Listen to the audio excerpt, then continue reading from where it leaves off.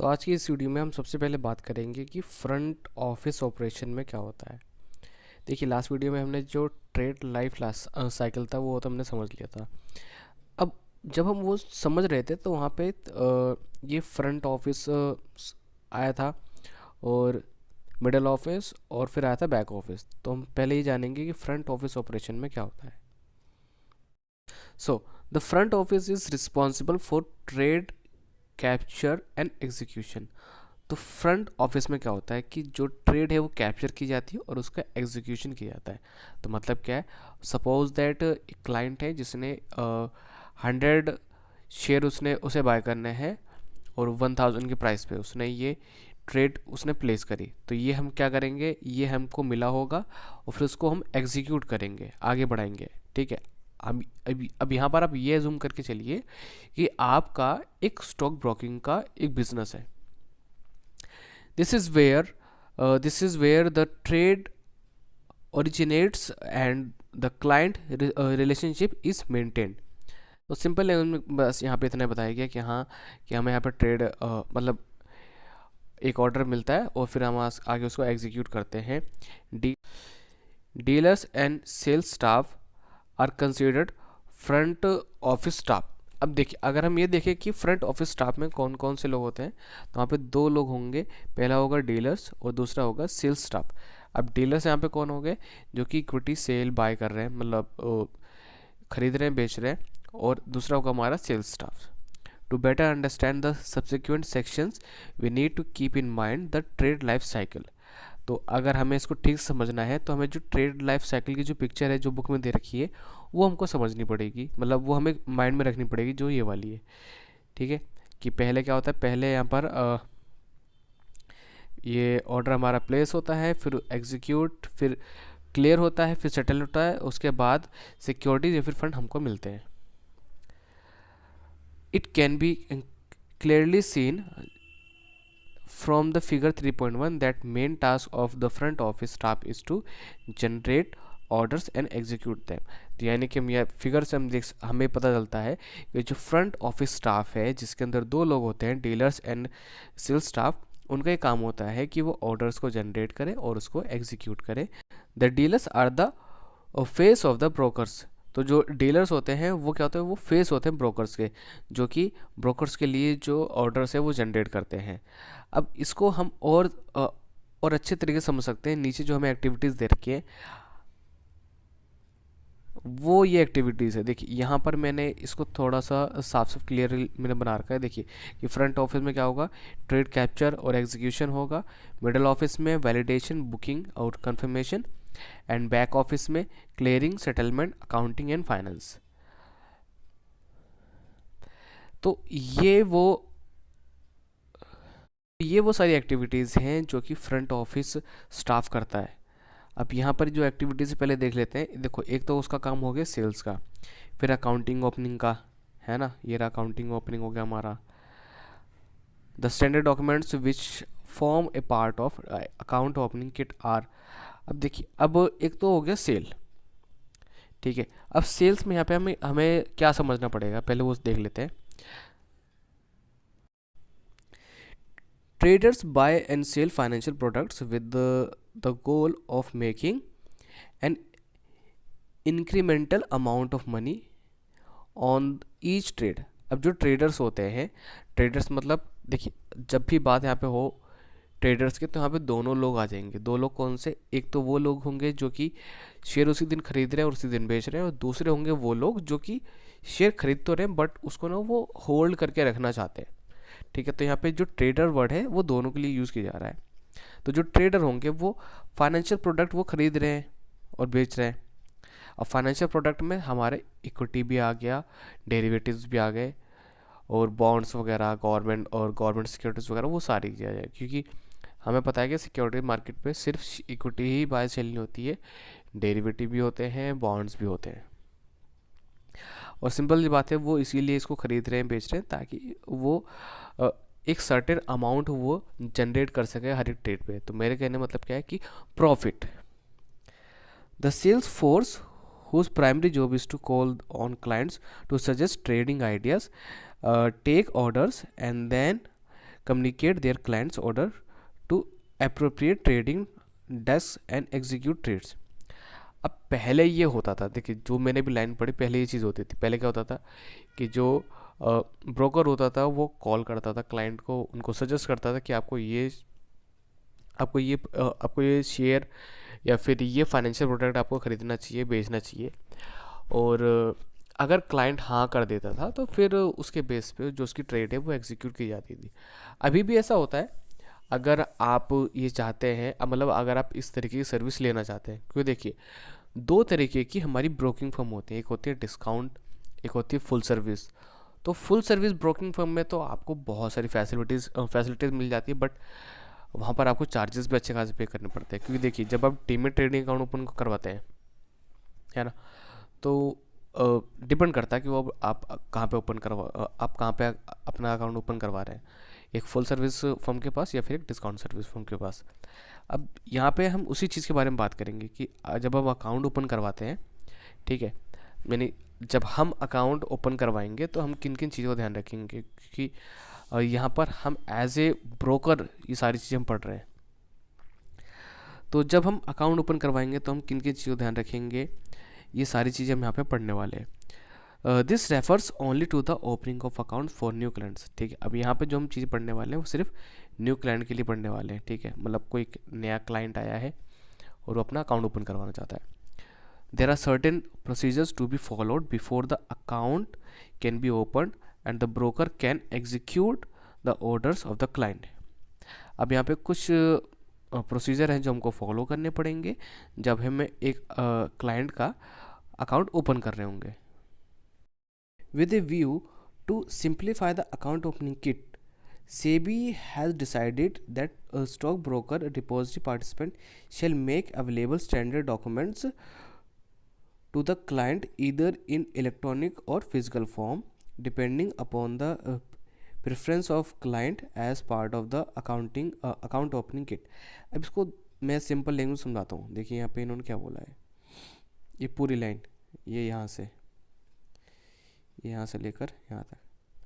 अब क्लाइंट को मान लेते हैं कि उसे एक अकाउंट ओपन करवाना है, तो सेबी ने बोल रखा है कि आपको ना एक स्टैंडर्ड फॉर्म रेडी करके रखना है। तो उनके कहने मतलब क्या है, एक ऐसा फॉर्म जिससे क्लाइंट को पूरी ब्रीफ नॉलेज हो जाए कि उसको कौन कौन से डॉक्यूमेंट्स को पे करने पड़ेंगे, क्या रिस्क इन्वॉल्व है, और कैसे उसका अकाउंट ओपन होगा, और कैसे वो सिक्योरिटीज़ बाय सेल करेगा। ठीक है, तो इसीलिए यहाँ पे बोला गया है कि जो डॉक्यूमेंट होना चाहिए वो एक स्टैंडर्ड फॉर्म में होना चाहिए।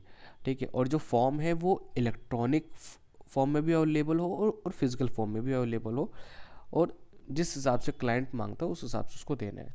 अब देखिए आज के टाइम पे तो क्या है कि सारा काम मतलब ऑनलाइन ही होता है। अगर किसी क्लाइंट को ओपन करवाना है अपना डीमेट अकाउंट या ट्रेडिंग अकाउंट, तो ऑनलाइन वो वेबसाइट पे चला जाता है और वहाँ पे अपना डॉक्यूमेंट वगैरह सबमिट करके, ठीक है, और वो उसको आगे सबमिट कर देता है। ठीक है, मतलब फिलअप करके उसको वो सबमिट कर देता है, और उसकी एक कॉपी उसकी मेल पे आ जाती है, तो वो पढ़ भी सकता है कि हाँ कि डॉक्यूमेंट वगैरह में क्या क्या लिखा है, सारी टर्म्स एंड कंडीशन वगैरह सारी चीज़ मिल जाती है। क्योंकि एज ए ब्रोकर हम लोग हम क्लाइंट को हम सबको दे देते हैं, हम सारी डिटेल दे देते हैं कि अकाउंट ओपनिंग में क्या क्या डॉक्यूमेंट वगैरह लगेंगे, और कौन कौन से चार्जेस होंगे, मार्जिन्स वगैरह क्या क्या होंगे, ये सारी चीज़ें मिल जाती है। तो इसीलिए यहाँ पे सेबी ने साफ साफ बोल रखा कि एक स्टैंडर्ड डॉक्यूमेंट बनाना ज़रूरी है।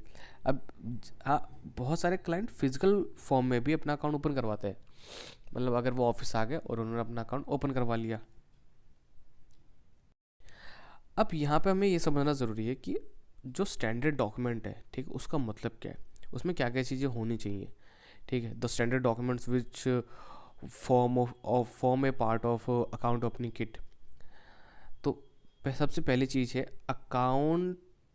Client account opening form which is in 2 parts. Account opening form होना चाहिए जो दो पार्ट में होना चाहिए। पहला तो KYC, मतलब आप अपने क्लाइंट के बारे में आप जान रहे हो कि क्लाइंट का नाम क्या है, डेट ऑफ बर्थ, और बाकी जो बेसिक इन्फॉर्मेशन जो आपको चाहिए, जो कि एज़ पर द रूल, मतलब जो कि लॉ के हिसाब से जो आपको पता होनी चाहिए। तो देखिए आज के टाइम पे तो हम पैन कार्ड ले लेते हैं ना, पैन कार्ड, आधार कार्ड, और पासबुक पासबुक की जो जो फ्रंट पेज होता है वो ले लेते हैं हम, है ना, और कैंसिल चेक। और इन केस अगर उसको ट्रेडिंग करनी है उसमें डेरिवेटिव मार्केट में या फिर कमोडिटी में, फिर अब उसको जो इनकम प्रूफ वो देना पड़ता है, तो उसके लिए हम जो बैंक स्टेटमेंट है वो मांग लेते हैं।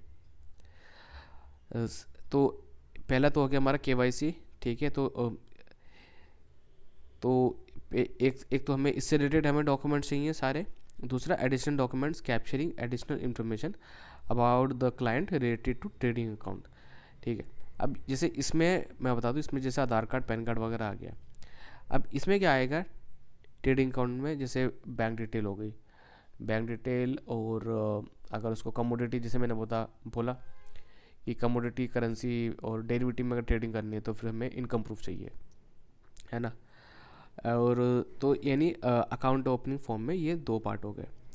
अब सेकंड आती है rights and obligations of stock broker, मतलब हमें और क्लाइंट को ये बताना है कि हमारे क्या राइट है और हमारे क्या ऑब्लिगेशंस है, वो भी क्लाइंट को पता होना चाहिए।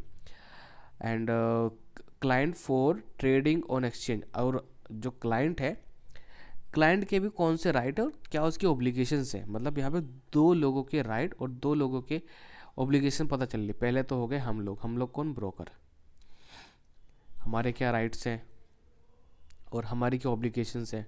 दूसरा, अब जो क्लाइंट है वो ट्रेडिंग कर रहा है ना, तो उसके भी राइट्स और ऑब्लिगेशंस उसको पता होने चाहिए,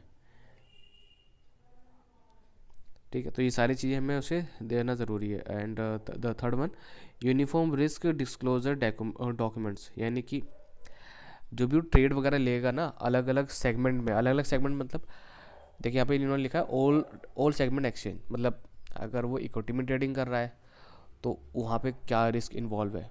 मेरे कहने मतलब क्या है, देखिए अब इक्विटी में वो ट्रेडिंग कर रहा है, इक्विटी में वो शेयर बाय करेगा।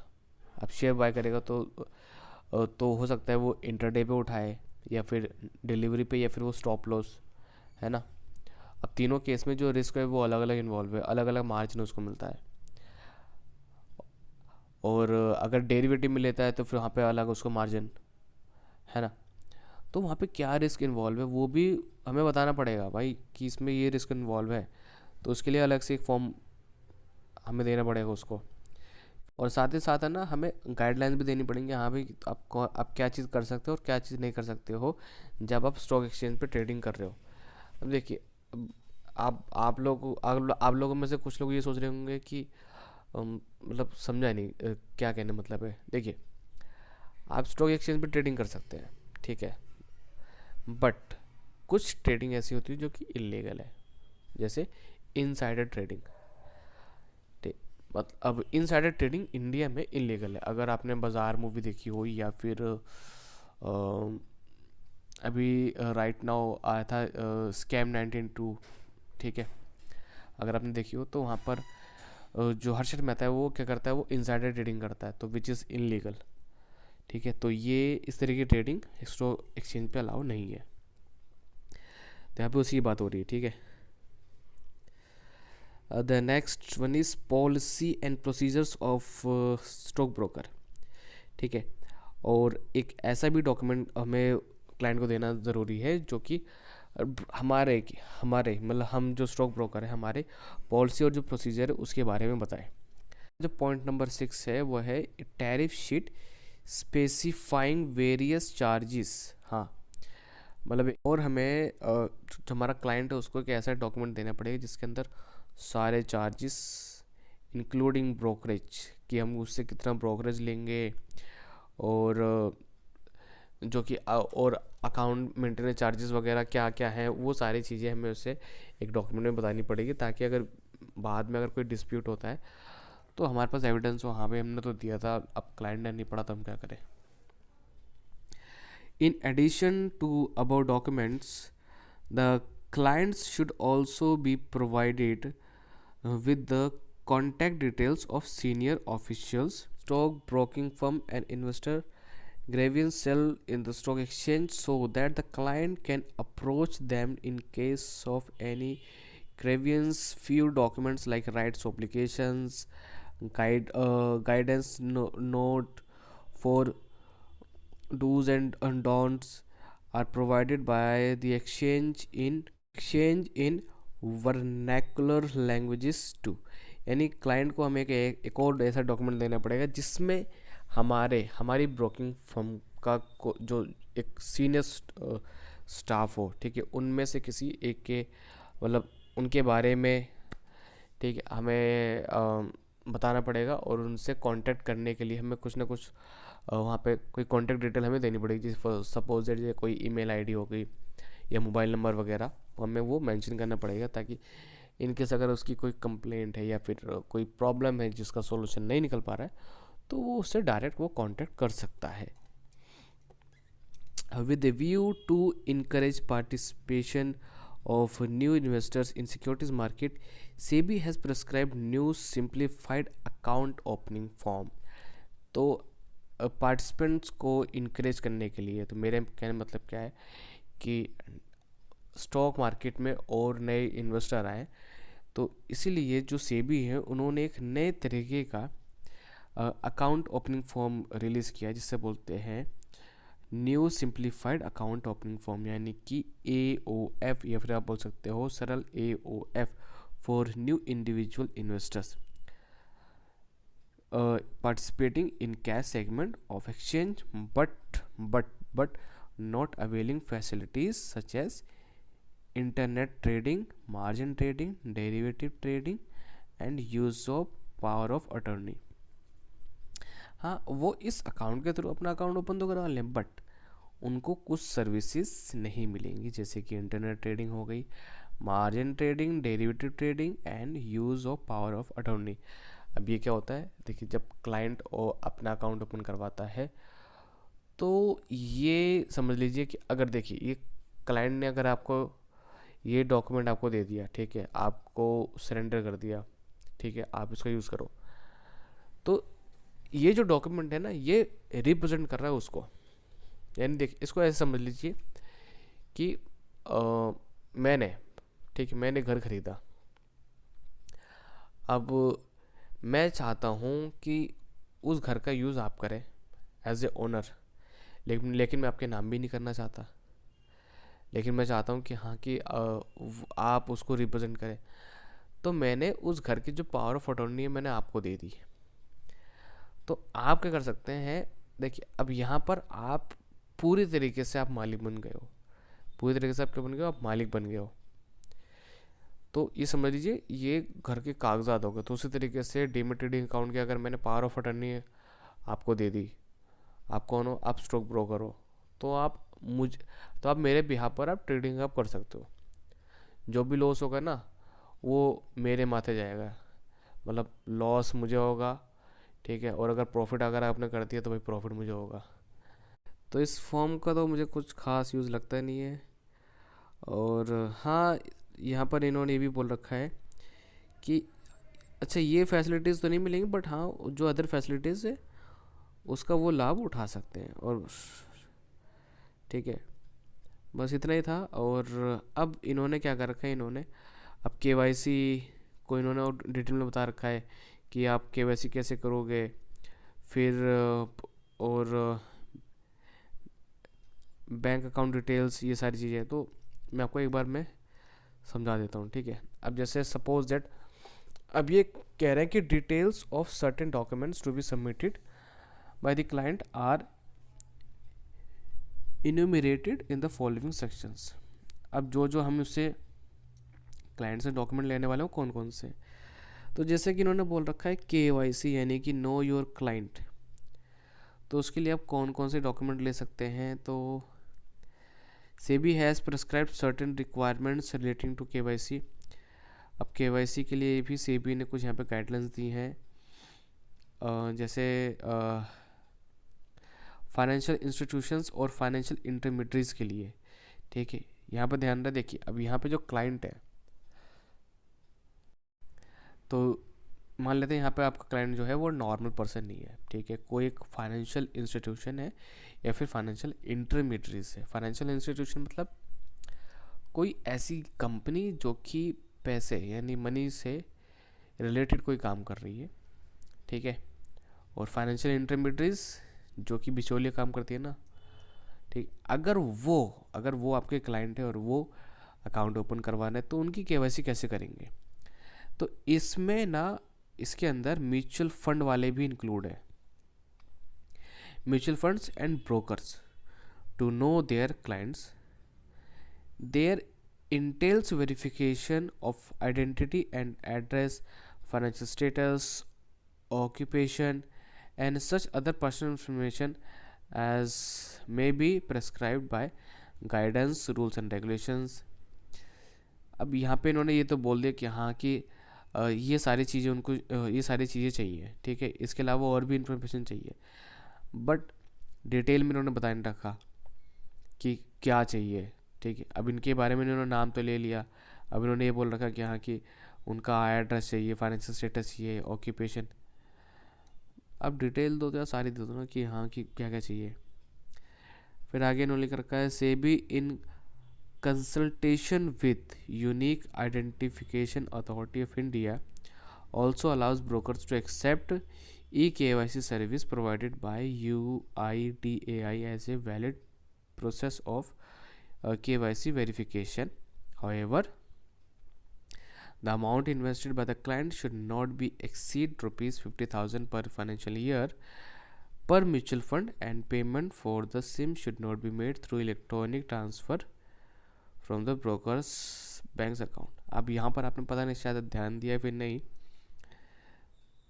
तो मैं आपको बता दूँ, देखो इन्होंने यहाँ पे ये लिखा है कि आधार कार्ड के थ्रू जो ई केवाईसी होती है मतलब आप ऑनलाइन अगर आप डीमैट ट्रेडिंग अकाउंट ओपन करवाते हैं, ठीक है, तो जब आप अपना आधार कार्ड डालेंगे, ठीक है, तो आपके पास एक ओटीपी आएगा जो कि उस मोबाइल नंबर पे आएगा जो आपके आधार कार्ड से लिंक होगा, तो आपको देना पड़ता है, ठीक है, तो उसके थ्रू भी ई केवाईसी हो सकती है। बट यहाँ पर जो ई केवाईसी हो रही है ना, आपकी नहीं हो रही, मतलब सॉरी आपकी तो हो रही है, लेकिन ई केवाईसी तब वैलिड है जब आप पर्टिकुलर फाइनेंशियल ईयर में आप सिर्फ 50,000, ठीक है, मतलब 50,000 से कम की आप पेमेंट करते हो, ठीक है, पर म्यूचुअल फंड में।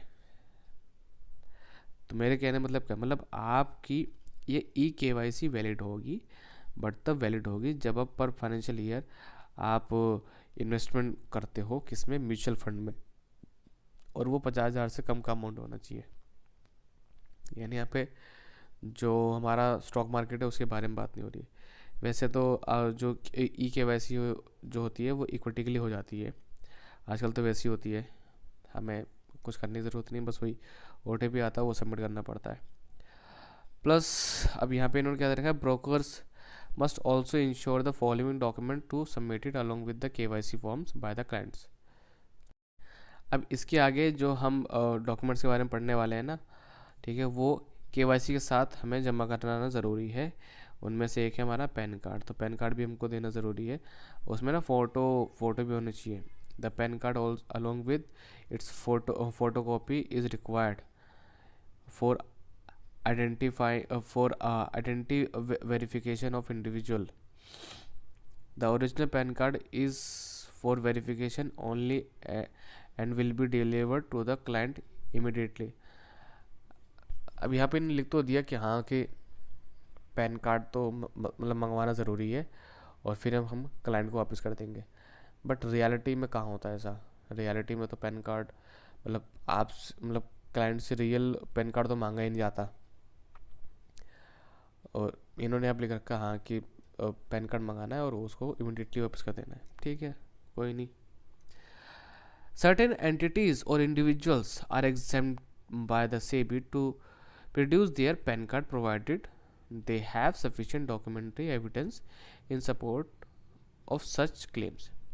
हाँ, कुछ एंटिटीज़ मतलब कुछ बिजनेसेस के लिए और कुछ इंडिविजुअल्स के लिए ये एग्जाम्प्ट है कि हाँ कि वो अपना पैन कार्ड दिखाएं या फिर मत दिखाएं, मतलब ज़रूरी नहीं है। अब कौन कौन है वो देखिए, in case of transaction undertaken on behalf of central government, state government और by officials appointed by court official liquidator, court receiver et cetera. तो इन लोगों के लिए ज़रूरी नहीं है कि ये लोग पैन कार्ड दिखाएं, ठीक है। और investors residing in the state of Sikkim, तो इनके लिए भी ज़रूरी नहीं है कि ये अपना पैन कार्ड शो करें।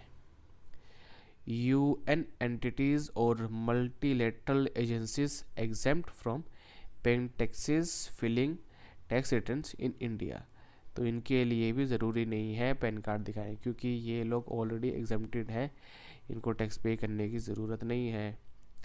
And SIP of mutual funds up to ₹50,000 पर एनम, तो अगर कोई इंडिविजुअल म्यूचुअल फंड में अगर 50,000 रुपये इन्वेस्ट करता है तो उसको पैन कार्ड देने की ज़रूरत नहीं है। बट मुझे लगता, अब क्यों? क्योंकि अगर आप SIP करते हो तो कहाँ से करते हो आप, या तो पेटीएम मनी हो गया या फिर ज़रोदा, मतलब कहीं ना कहीं से करते हो, और वहाँ पे अपना पैन कार्ड तो अटैच है ही, ठीक है, कोई नहीं। इन केस ऑफ इंस्टीट्यूशनल क्लाइंट्स, तो अभी जो इंस्टीट्यूशनल क्लाइंट्स हैं इनका नाम ध्यान रखना। अब देखिए यहाँ पे आपको नाम ध्यान रखना है, एक तो हमारा ये हो गया है FPI, MF, VCF, FVCI, ठीक है, मैं अंडरलाइन कर लेता हूँ, आप ध्यान रखना है। Schedule commercial banks, multilateral and bilateral development financial institution and state industrial development corporation, insurance companies registered with RIDAI, ठीक है, यानी insurance regulatory department authority of India, I think ये फुल फॉर्म है। एंड पब्लिक फाइनेंशियल इंस्टीट्यूशंस, ठीक है, जो कि companies act 2013 में रजिस्टर्ड हो। और custodian shall verify PAN card details with the original PAN card and provide duly certified copies of such verified PAN details to the intermediary. तो custodian वगैरह को पैन कार्ड वगैरह दिखाना ज़रूरी है, और इसकी कॉपी भी। And it has further been specified by SEBI that the e-pen issued by CBDT can also be produced by FPI for KYC compliance। अब एक ना ई पेन होता है, आपको शायद पता होगा, ई पेन भी जनरेट हो जाता है ऑनलाइन, तो वो तो आपको मतलब विद इन 10 मिनट्स के अंदर मिल जाता है। तो ये वो भी कह रहे हैं कि हाँ कि वो भी चलेगा, वो भी आप प्रोवाइड करा सकते हो, हमारे लिए नहीं, जो इंडिविजुअल है उनके लिए नहीं है, ये ध्यान रहे। अब यहाँ पे कुछ गाइडलाइंस दे रखी है इन्होंने एड्रेस प्रूफ से related, proof of address document. तो कौन कौन से डॉक्यूमेंट्स आप मतलब हम एज ए ब्रोकर एक्सेप्ट कर सकते हैं, ठीक है। तो उनमें है, एक तो हो गया पासपोर्ट हो गया, voter ID card, ration card, तो ये तो आप देख सकते हो, ठीक है, ये तो मुझे बताने की ज़रूरत नहीं, बिल हो गया, और आधार हो गया, bank account statement, passbook not more than 3 months old. तो ये तो यार आप अपने आप देख सकते हो, पढ़ सकते हो, क्योंकि इसमें ऑलरेडी स्पेसिफाइड कुछ डॉक्यूमेंट है, वो आपको देखने हैं। हाँ, अगर कोई डॉक्यूमेंट अगर आपको ना समझ में आ रहा हो, ठीक है, उसके बारे में कोई जानकारी ना हो, तो आप हमारे टेलीग्राम ग्रुप में आप पूछ सकते हैं। हाँ, प्रूफ ऑफ आइडेंटिटी के तौर पे यहाँ पर आप अपन क्लाइंट से आधार कार्ड ले सकते हैं, Aadhaar card, passport, voter ID card, driving licence, PAN card with photograph, मतलब उसमें फ़ोटो होना ज़रूरी है, और आइडेंटिटी कार्ड या फिर डॉक्यूमेंट्स विद एप्लीकेंट फ़ोटो, मतलब कोई ऐसा डॉक्यूमेंट जिसमें हाँ कि जो एप्लीकेंट है उसकी फ़ोटो हो, issued by any of the following.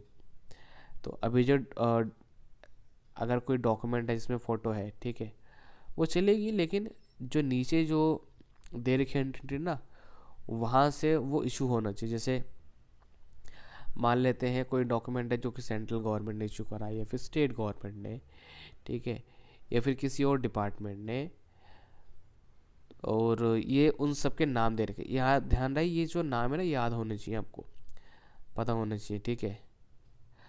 I think ये तो आपको पता होगा, ICI, ICWAI, ICS, मतलब देखो इसे शॉर्ट में बोलते हैं CA, फिर ये हो गया हमारा CMA, और ये हो गया हमारा CS।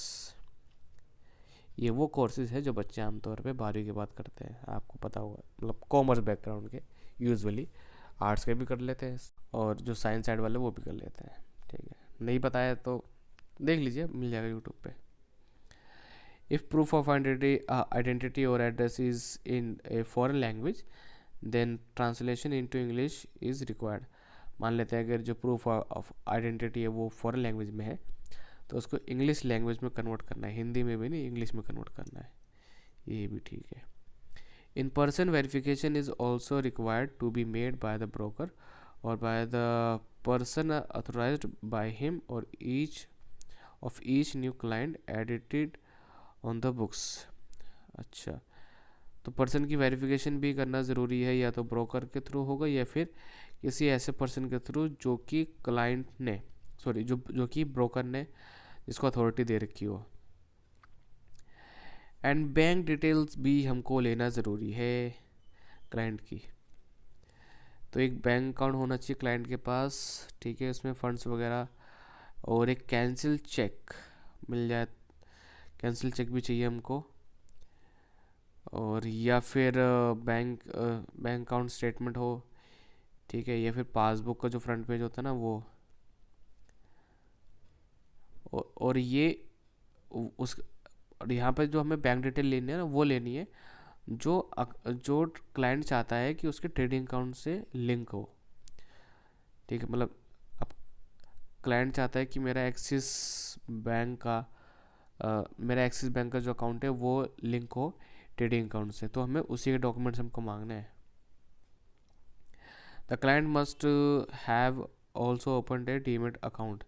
हाँ, और क्लाइंट के पास डीमेट अकाउंट ऑलरेडी होना चाहिए, नहीं है तो आप उसको सर्विस प्रोवाइड करा सकते हो, जैसे कि आमतौर पे अभी ब्रोकर्स प्रोवाइड कराते हैं, वो डीमेट अकाउंट भी ओपन करवा देते हैं क्लाइंट का। A copy of client master given the respective of DP to the client should be submitted to the broker at the time of opening the trading account. For example, अगर मान लेते हैं client ने already demat account open करवा रखा है, तो उसकी एक कॉपी, ठीक है, ए copy of client master given by the respective DP, ठीक है, तो वो भी जमा कराना ज़रूरी है हमारे पास। हम कौन है, हम ब्रोकर है, तो हमें जो क्लाइंट है वो ये कॉपी देगा ताकि हम उसका ट्रेडिंग अकाउंट खोल सकें, अदरवाइज हम नहीं खोलेंगे। Normally the client prefers to open both trading and demat account. आ गए, मतलब हाँ, मतलब आज के टाइम में तो ये कि जो ब्रोकर है वो तो दोनों अकाउंट खोल देता है, ट्रेडिंग और demat. In that case the client is willing to give the power of attorney in favour of broker for smooth functioning. तो उस केस में क्या होगा, देखिए, अब अगर आपका ब्रोकर ही आपका डीमेट अकाउंट ओपन करवा रहा है तो मतलब पावर ऑफ अटॉर्नी उसको देनी पड़ती है, बट आज के टाइम पे तो मतलब ऐसा नहीं है, ठीक है। और इस चीज़ को रोकने के लिए मतलब SEBI ने बहुत सारी गाइडलाइंस फॉलो कर रखी हैं, और उनमें से कुछ यहाँ पे नीचे दी भी रखी है, ठीक है, वो ये रही आगे। Authority to letter to settle an account. The retail clients normally do not wish to exchange cheques to find and not for every contract, they prefer settle the account with broker at periodic interval to facilitate this SEBI has approved brokers to collect running authority letter from the client।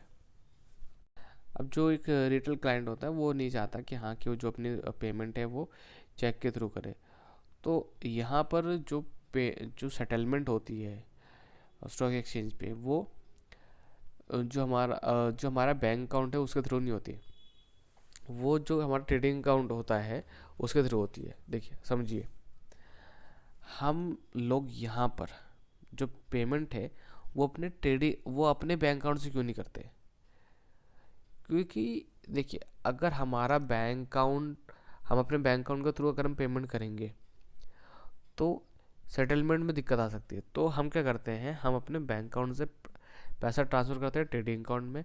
अब वो जो trading account है ना वो represent करता है broker का account, मतलब एक तरीके से ये समझ लीजिए कि हम ब्रोकर के अकाउंट से हम ट्रेडिंग कर रहे हैं, तभी तो हम जो स्टॉप लॉस है और जो इंटरडे है हम वो कर पाते हैं, अदरवाइज ये सारी चीज़ें पॉसिबल ना हो पाए। एंड नेक्स्ट है हमारा राइट्स एंड ऑब्लिगेशंस।